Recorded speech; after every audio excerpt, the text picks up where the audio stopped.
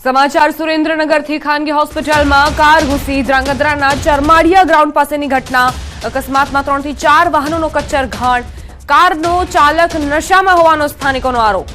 મોડી રાત્રિના સમયે પસાર થતી કારના ચાલકે સ્ટીયરિંગ પરનો કાબુ ગુમાવ્યો। કાર હોસ્પિટલના પગથિયા પર ઘૂસી જતા અકસ્માત સર્જાયો। મોડી રાત્રિના સમય હોવાથી લોકોની અવરજવર ન હોવાથી મોટી જાનહાનિ ટળી। ધ્રાંગધ્રા સિટી પોલીસ દ્વારા વધુ તપાસ હાથ ધરાઈ છે। અકસ્માતમાં 3 થી 4 વાહનોને નુકસાન પહોંચ્યું છે। જો કે સદનસીબે કોઈ જાનહાનિના સમાચાર નથી। રાત્રિનો સમય હતો, અવરજવર નહોતી અને તેના કારણે જ જાનહાનિ નથી સર્જાઈ। અમદાવાદમાં સામાજિક તત્વોનો આતંક। આરોપીઓએ જેલની બહાર આવી ધમકી આપી। ઈસમનો અપશબ્દો બોલતો વિડીયો વાયરલ। વિડીયો 1 મહિનો જૂનો હોવાનું સામે આવ્યું। મહત્વનું છે કે અગાઉ ઈસમોએ પોલીસની ગાડીની હાજરીમાં કિન્નરો ઉપર હુમલો કર્યો હતો। હુમલા બાદ આરોપીને પાસા થઈ હતી। 1 મહિનામાં જેલમાંથી બહાર આવ્યા બાદ ફરી આરોપીઓ દ્વારા ધમકી આપતો વિડીયો સોશિયલ મીડિયામાં વાયરલ થયો।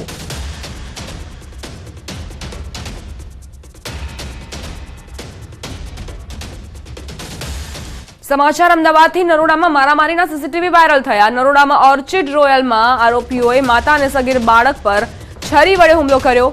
જાહેરમાં છરી બતાવી પોતાને નરોડાનો ડોન કહી છરીના ઘા માર્યા। સીસીટીવીમાં આરોપીઓએ છરી વડે માતા અને પુત્ર પર હુમલો કરતા સીસીટીવીમાં કેદ થયા। ઘાયલોને સારવાર માટે સિવિલ હોસ્પિટલ દાખલ કરાયા। પોલીસ તાત્કાલિક ઘટના સ્થળે પહોંચી અને તપાસ શરૂ કરી।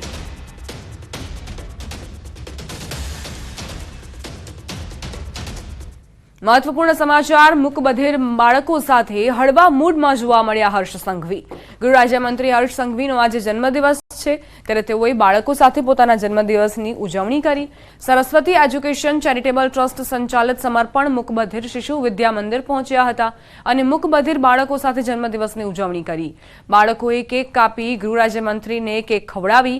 સંઘવીએ મૂકબધિર બાળકોને સ્કૂલની કિટનું વિતરણ કર્યું। ધારાસભ્ય રીટાબેન પટેલ, મેયર મીરાબેન પટેલ તેમજ રુચિર ભટ્ટ, ગૌરાંગ વ્યાસ ઉપસ્થિત રહ્યા।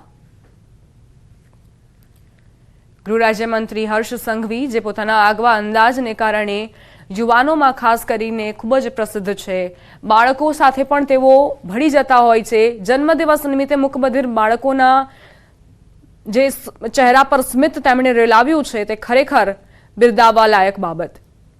હર્ષ સંઘવીના જન્મદિવસ નિમિત્તે તેમણે કોઈ પણ ઉજવણીના સ્થાને મૂકબધિર બાળકોની સાથે પોતાના જન્મદિવસની ઉજવણી કરી, કેક કટ કરી અને ત્યારબાદ બાળકોને ભેટ આપી અને બાળકો ખૂબ જ ખુશ જોવા મળ્યા। કદાચ આ જ સ્મિત માટે હર્ષ સંઘવીએ મૂકબધિર બાળકો સાથેની ઉજવણીને પ્રાધાન્ય આપ્યું।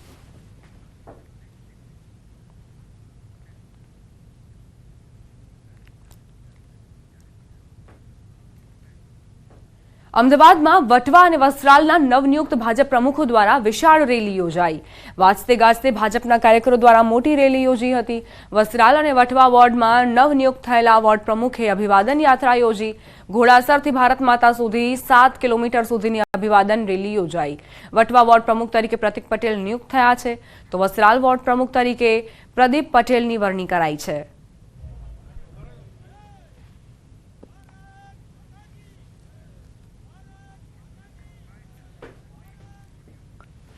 આ શક્તિ પ્રદર્શન નથી, કાર્યકર્તાઓની લાગણી છે અને કાર્યકર્તાઓની સ્વીકૃતિ બતાવે છે કે ભારતીય જનતા પાર્ટીના શીર્ષ નેતૃત્વએ અને અમારા પૂર્વ ગૃહ રાજ્યમંત્રી શ્રી પ્રદીપસિંહ જાડેજા ધારાસભ્યશ્રીએ જે નિર્ણય કર્યો છે યોગ્ય છે। આ કોઈ શક્તિ પ્રદર્શન, કાર્યકર્તાઓની લાગણી અને ઉત્સાહ આ અહીંયા બતાવે છે। શક્તિ પ્રદર્શન ન કહીએ પણ પ્રજામાં પ્રમુખની એક ઓળખ ઊભી થાય અને પ્રમુખનું પદ એ ખૂબ મહત્વનું પદ છે। ચૂંટાયેલી પાંખ પણ પ્રમુખને એ સન્માન આપતા હોય છે અને પ્રજામાં એની એક ઓળખ પ્રસ્થાપિત કરવા માટેનું એક આ આયોજન છે। શક્તિ પ્રદર્શન તો નહીં પણ કાર્યકર્તાઓનો પ્રેમ છે। આ તરત જ હાલ થાત પણ રાષ્ટ્રીય શોક, આપણા પૂર્વ વડાપ્રધાન મનમોહન સિંહના મરણ ઉપરાંત રાષ્ટ્રએ જે શોક જાહેર કર્યો હતો, રાષ્ટ્રીય શોક, એ રાષ્ટ્રીય શોક પૂરો થતાં જ આ કાર્યકર્તાઓનો પ્રેમ છે, જે અમે પરિવારની જેમ પાર્ટીને પણ પરિવાર ચલાવીએ છીએ। રાજકોટ મહાનગરપાલિકાની કચેરી ખાતે સ્ટેન્ડિંગ કમિટીની બેઠક મળી, જેમાં 216 કરોડના ખર્ચે 67 દરખાસ્તો પર મંજૂરીની મહોર લાગી। કટારિયા ચોકડી ખાતે રૂપિયા 167 કરોડના ખર્ચે શહેરનો પહેલો 3 લેયર આઇકોનિક બ્રિજ બનાવવામાં આવશે. આગામી 30 મહિનામાં આ બ્રિજનું કામ પૂર્ણ કરવામાં આવશે તેમ સ્ટેન્ડિંગ કમિટી ચેરમેને જણાવ્યું. કેકેવી ચોક બ્રિજની નીચે રૂપિયા 1 કરોડથી વધુના ખર્ચે વિવિધ ગેમ્સ માટેના બોક્સ તેમજ રેસ્ટોરન્ટ સહિતના વિકાસ કાર્યો હાથ ધરવામાં આવશે. શહેરના 18 વોર્ડમાં નવા રોડ રસ્તા સહિત રૂપિયા 216 કરોડથી વધુના વિકાસ કાર્યો મંજૂર કરવામાં આવ્યા.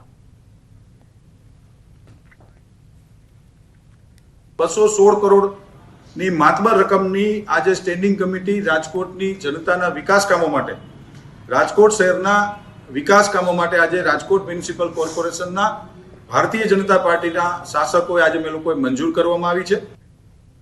પોરબંદર મહાનગરપાલિકા કચેરી ખાતે જિલ્લા કોંગ્રેસ દ્વારા અનોખો કાર્યક્રમ યોજવામાં આવ્યો હતો. પોરબંદર નગરપાલિકા મહાનગરપાલિકા બનતા જિલ્લા કોંગ્રેસના પ્રમુખ સહિત આગેવાનો દ્વારા હાથમાં ગંગાજળ લઈને કચેરી પર ગંગાજળનો છંટકાવ કરવામાં આવ્યો હતો. આજ રોજ જિલ્લા કોંગ્રેસ દ્વારા જે નગરપાલિકામાંથી મહાનગરપાલિકા થયેલી તેમાં કોંગ્રેસના કાર્યકરો અને આગેવાનો દ્વારા ગંગાજળનો છંટકાવ કરી અને શુદ્ધ કરવામાં આવી. કારણ કે નગરપાલિકા હતી ત્યારે બધાએ જોયું છે કે કેવી રીતનું શાસન ચાલતું હતું.